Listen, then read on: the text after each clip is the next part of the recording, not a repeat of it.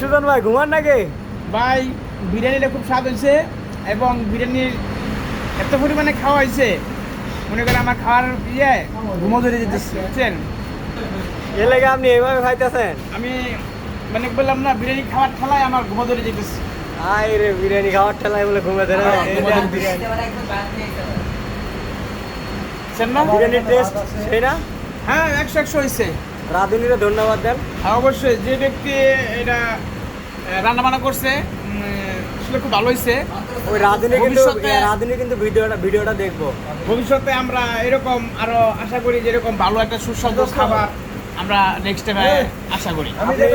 আপনি কি খাইয়া কি শান্তি? হ্যাঁ, আমি খাইয়া খুবই হ্যাপি।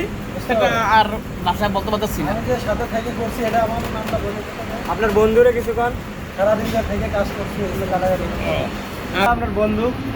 আপনার বন্ধুরা কিছু ধন্যবাদ দেন।